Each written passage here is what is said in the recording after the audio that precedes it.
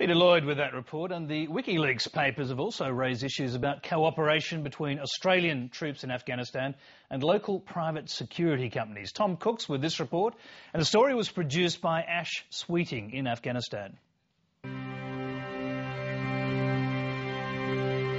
These trucks are literally the lifeline for coalition bases in Afghanistan. They keep the troops supplied with food, fuel and ammunition, and they travel over the most dangerous roads in the world. The convoys are under almost constant attack from insurgents and roadside bombs. The roads are supposed to be protected by the Afghan police, but the police are often outgunned by the insurgents or are bribed to look the other way, and sometimes the police are the insurgents. So to keep the convoys moving, the foreign forces have resorted to local security companies. And this is the man that the coalition relies on to keep the road open between Kandahar and the Australian, US and Dutch base at Tarin Kowt. Madiullah Khan is the most powerful warlord in the southern Uruzgan province. He earns millions of dollars a year guarding NATO road convoys, and he commands an armed militia of over 2,000 men. And according to Madiullah himself, he works closely with the Australian forces in Uruzgan. The Australians have changed their tactics. They were going on missions alone. The Australians did not know about the Afghan traditions. Now we work together. For the last 6 to 8 months, I've given them my soldiers. Since then, there hasn't been any problems in the whole province, and nobody has been angry with the Australians. Madiullah clearly has powerful friends.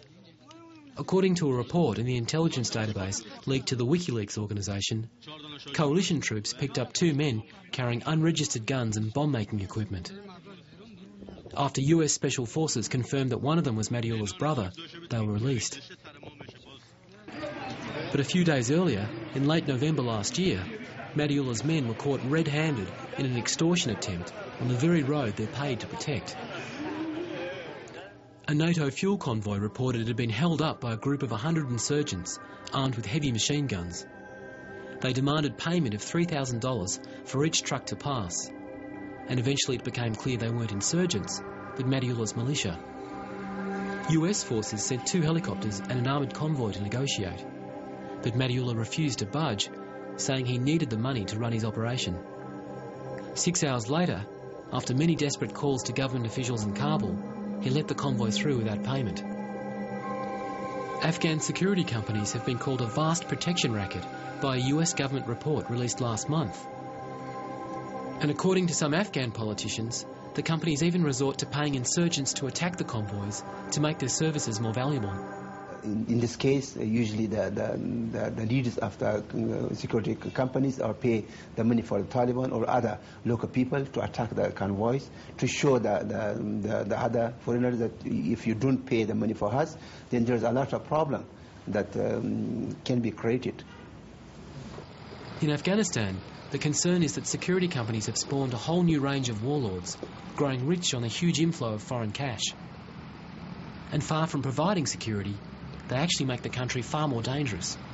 The complaints are there about the security companies assisting the Taliban. And also on the other side, we also receive reports and complaints from the public that there is a negative competitions among the security companies themselves.